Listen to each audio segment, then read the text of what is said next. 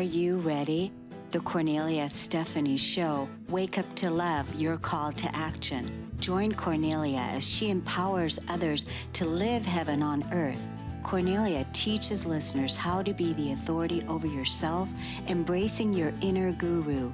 Feel yourself uplifted into limitless expansion, integrating ease and grace in a changing world.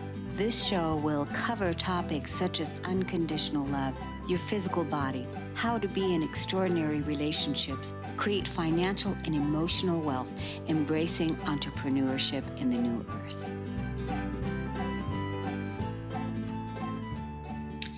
Hello, everyone, and welcome to the Kornelia Stephanie Show. It's an honor and a pleasure to be with you today. Good Friday.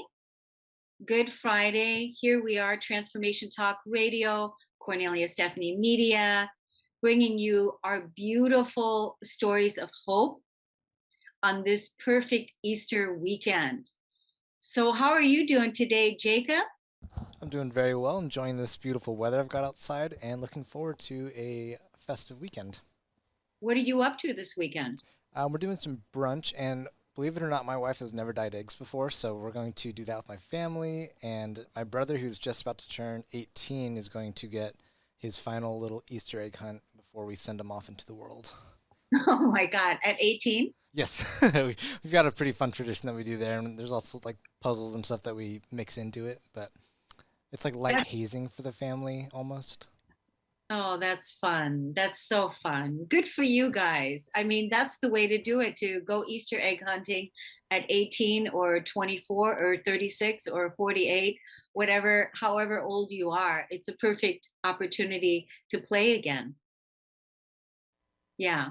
So, okay, well, guess what, you guys? We have an incredible show for you today.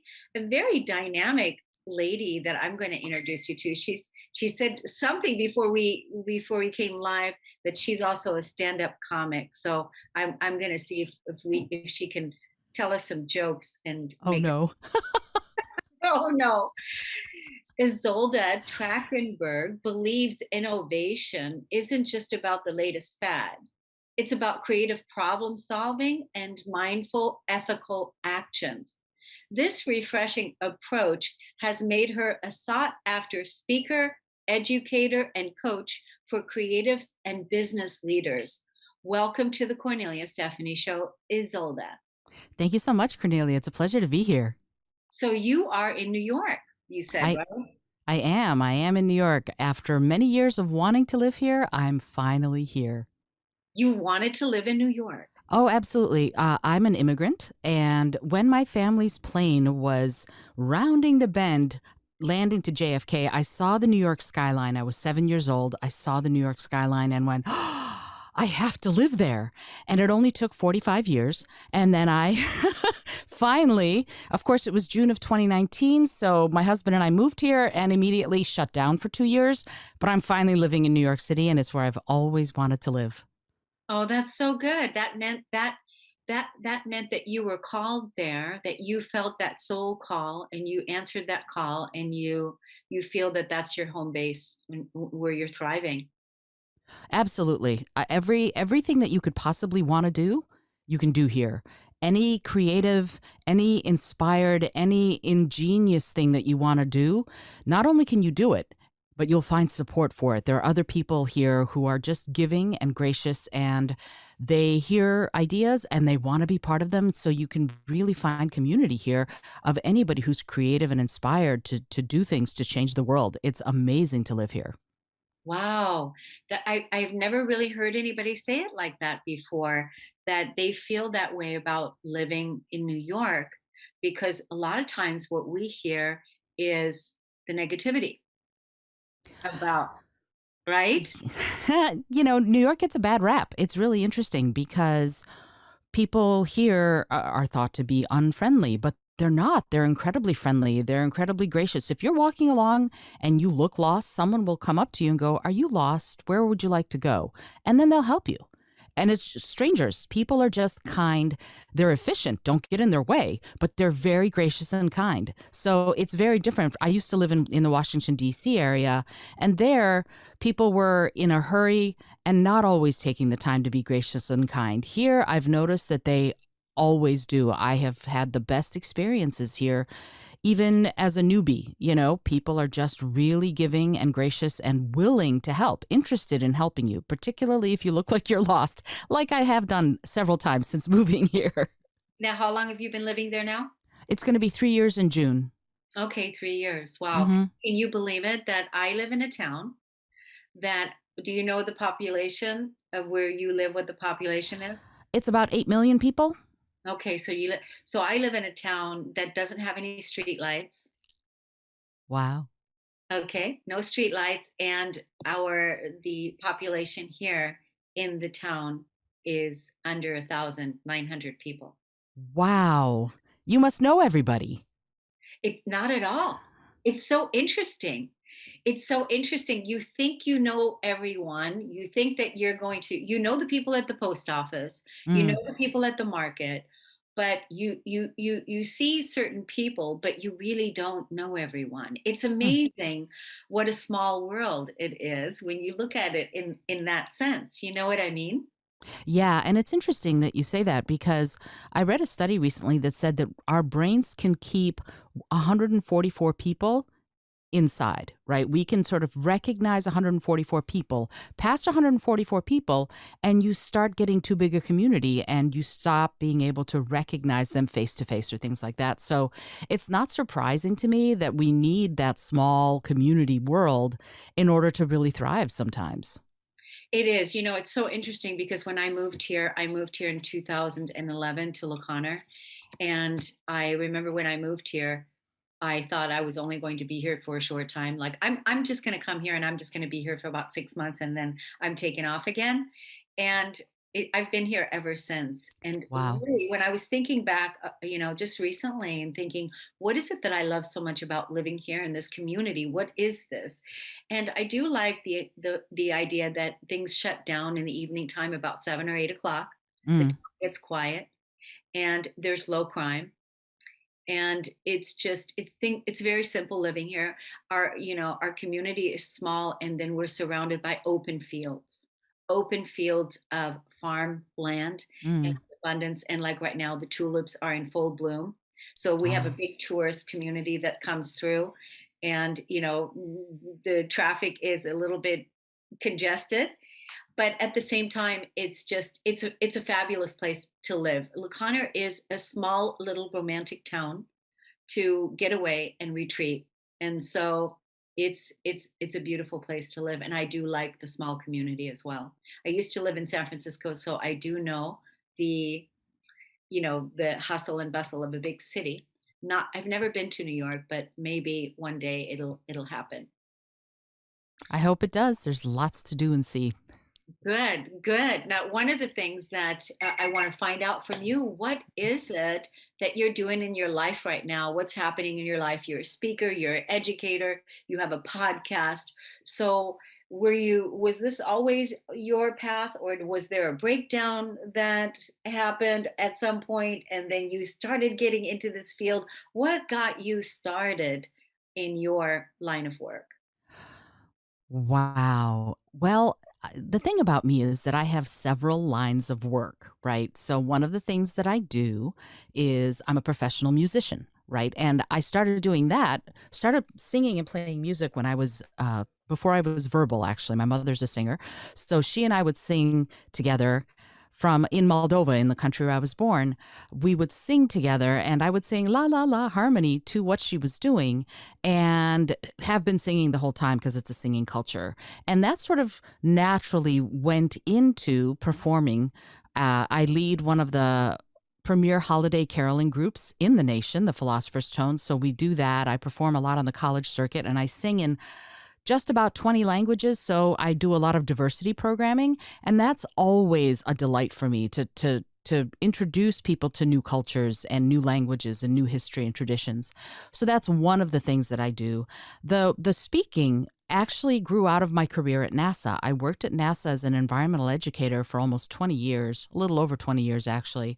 And I traveled the world teaching how to save the earth, essentially. And that's one of my great passions, is looking at what are the things that the average person can do to study their local environment, but also be part of the greater community when it comes to knowing about the earth, knowing about what our ecosystem is and how we are a part of it, and also what can we do to manage our resources in such a way that everything remains sustainable, right? So that the speaking career sort of grew out of that, because I was already traveling, I was already speaking. But then I really started thinking a lot about what I'm calling creative earthlings. And the creative earthlings paradigm is that we're all earthlings, obviously. And I think we all have this creative, innovative genius inside us. And I'm very interested in helping people, whether it's individuals or companies and organizations, really develop their own internal genius and internal innovator so that they too feel empowered to change the world. And the podcast is highlighting the people who are already doing that work to change the world, to innovate, to be of service both to other people, to the animals, and to the earth itself. Wow. That's, I mean, you've given so much. You've given so much. So, what are the solutions? Did you write a book? Are you going to write a book? Are you teaching, educating on the podcast about what the solutions are? Because, like, right away, what are the steps? What are the action steps that we can take right now? And what are the first calls to action that you want us to do? Wow. Okay. So, as far as the books, I've written 6, and I can give you the links to them if you'd like to know. One of them is about how to reach audiences. One of them is actually, it's called Speak From Within, and it's all about how to reach audiences and get people excited and fired up to the cause, whatever the cause is that they want to talk about. And I also have another book called Win the Day, which is an interactive. What do you need to focus on in order to really feel like you've won your day, like you set intention and then carried it throughout the day. So those are those books. And as far as the call to action, the environmental call to action is very simple. When you wash your hands, turn off the water while you're lathering up. It can be as simple as that, because for every minute that the water runs, that's 8 gallons of water running down into the sewer. And can you imagine how much that saves if you just turn off the water while you're soaping up? You can also, if tulips are in season, right? I imagine somebody's watering them. Watering them in the evening so that the water doesn't evaporate because the sun is on it is great. Although it's not as big a deal in Seattle, it can be a big deal in places that are hot. So if we water at night in the evening and then let the water soak in instead of evaporating, that's another thing you can do. You can wash in cold water. There are lots of things that are simple that can be very small changes in the way we behave right now that can make huge difference when it comes to the overall effect that we can have on the water that we have to drink and how much we have to drink and how clean it is. So those are the kinds of things that we can do environmentally to make those changes. Creatively, I have a very simple thing that I like to invite people to do. I invite people to doodle. Oh, I love Simply, yeah, it's the best because it opens that gateway between your conscious brain and your creative brain, right? The inspiration comes from, I think, subconscious. We could say it comes from spirit. Wherever that comes from, you need a gateway. You need a pathway from the one to the other. Doodling is one of the best ways to do that. And in fact, I'm doing a project right now that I'm doing a digital painting every single day for a year. First thing in the morning, I wake up and I meditate, and then I paint on a little app on my iPhone or on my iPad, and I paint something. It doesn't really matter what you paint, what you do. As long as you do that, you supercharge your creative brain, and then you're more creative and you have more ingenuity all day long. That's fabulous. That's such a great practice. It's such a great daily practice to do. And what a commitment you've made to do this every day for a year. Mm. That has never even I've never even, because I'm a writer, so I usually get up in the mornings and I write. So doodling, I love doodling, but it's definitely not a practice that I thought to do on a daily basis, or even painting. Yeah. It's interesting. I did the same thing with writing back in 2010. I wrote, and you as a writer will go, "What?" Because I wrote a story a day for a year. The catch was that I only had a single minute, 1 minute to write the story. And I wrote it from a prompt word. And I wrote the story every day for a year. And then we went a little bit further. I developed this sort of fandom, if you will, people who got really excited about the stories and they started suggesting the prompt words. And I set an alarm, and for 1 minute, I would write the story. Some of those stories I turned into scripts, and some of those scripts we turned into what we called 1 minute movies. So you can do all sorts of amazing things just by developing this small practice. It just meant getting up about 5 minutes earlier so I could get in front of my computer and write for 1 minute every day. That's wow. Again, you've given us so much here. What One of the things while you were talking, I wrote down, you are a creative genius. That's Oh, that I was love it. Yep, I said this woman is a creative genius, an absolutely creative genius. So letting your creativity fly free, engaging it with your creativity on purpose, making room for your creativity. It's so important. So honoring those inner creative urges, making room for it, being interested in it. Because most people, again, they don't even realize that there's so much creativity inside of themselves Mhm. that's waiting to be expressed, but they've never tapped into it. Would you agree with that? I think that I agree to an extent because I think we're at an awakening right now. I think people are starting to realize, like with the great resignation, people are starting to realize this is it. I have to do something. And people have left their jobs in droves because they want more. They want better feeling in their lives. And a lot of people are joining sort of this creative movement, if you will. So I think more and more people are becoming aware. But for those people who aren't aware, that's the most important thing right now, I think, is yes, you have to awaken to your creative genius because I think we're all creative geniuses in one way or another. And you have to become aware. You have to build sort of a mindful aspect to your life so that you're aware when inspiration strikes because we're inspired all the time. We just don't credit that inspiration. So for me, one of the things that's really important is what does inspire you? And sometimes you don't know that answer. But then I ask a question of my clients when I work with my clients. It's a simple question, but it can be really interesting. And the question is, what did you used to do when you were a child? Did you make forts? Did you sing songs or did you bang wooden spoons on a tub? Did you draw? Dance? What did you do when you were 5, 6, 7 years old? Because those are the seeds of your creative genius. They're what you were naturally drawn to. So there's a lot to be said for going back in time and figuring that out now as an adult because you can trace right back to what you could be doing now to really let your genius flourish.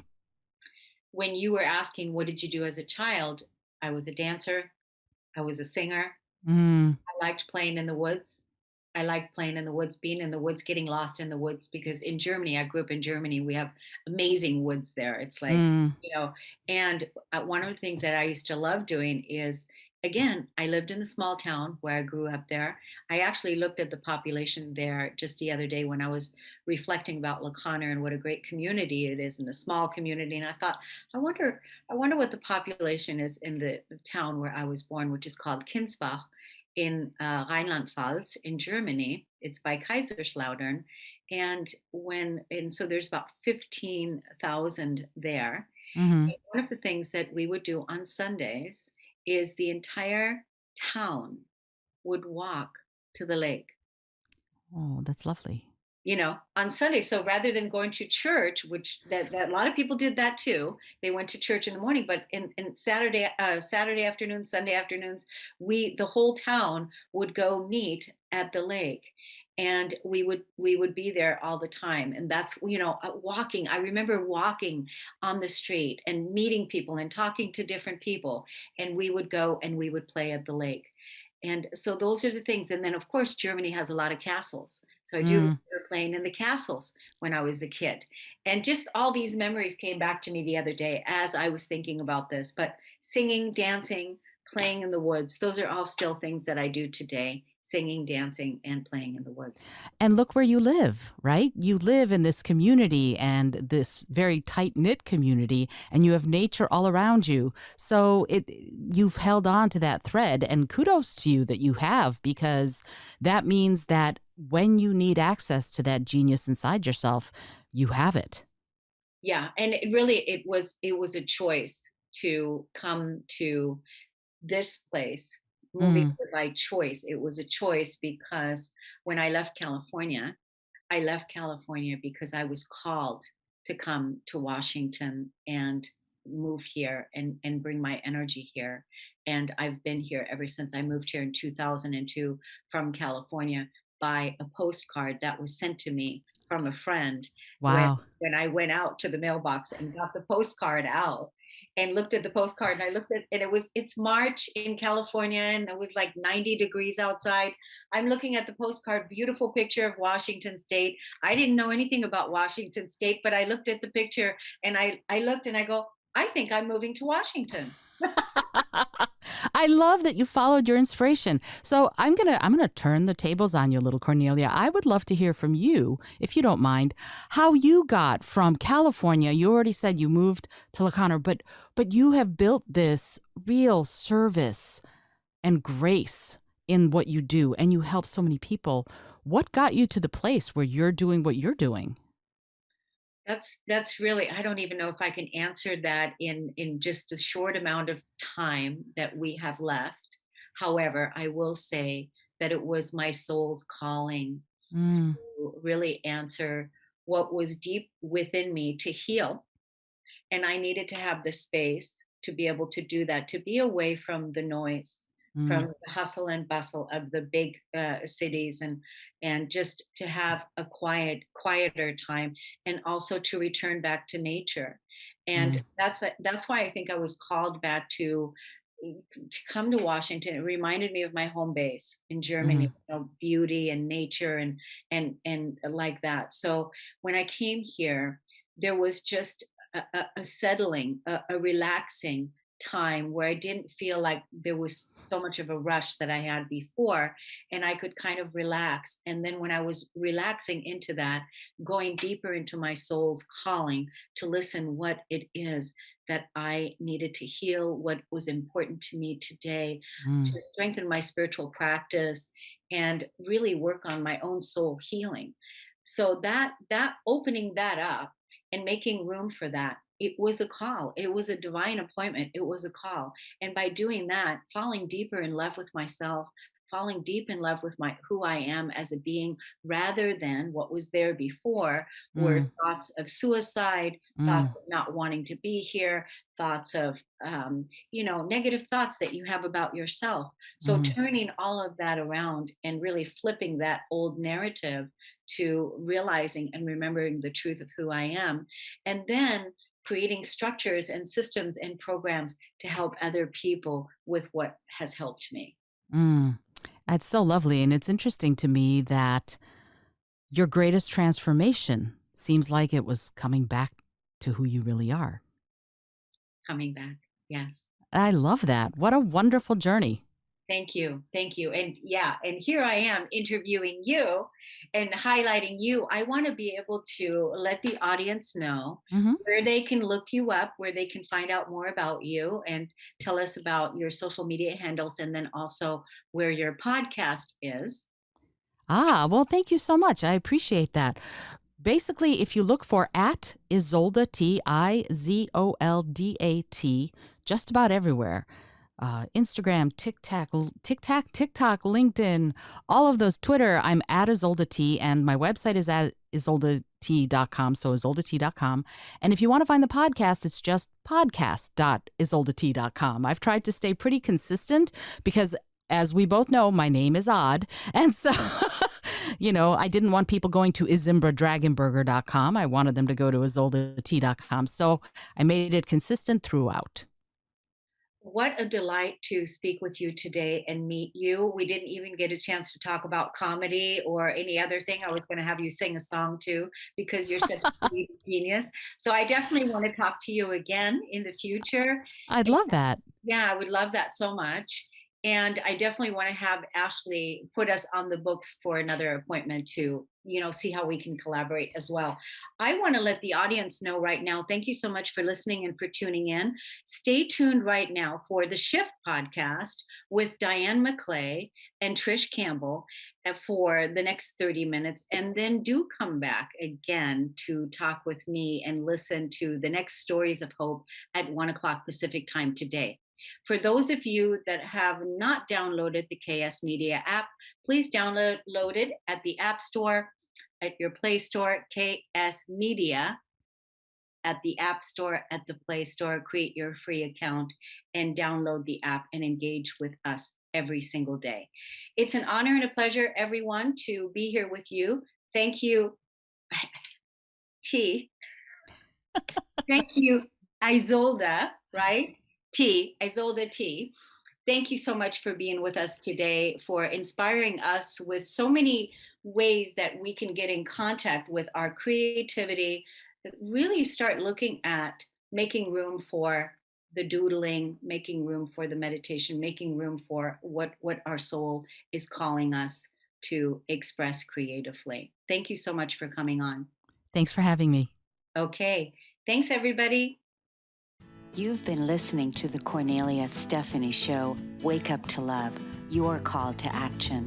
Tune in each week on Transformation Talk Radio. Kornelia's joy is to engage others in practical ways, showing us how to live in the new earth in harmony with our true nature. For more information on Kornelia and her extraordinary work, or to listen to past shows, go to her website at korneliastephanie.com.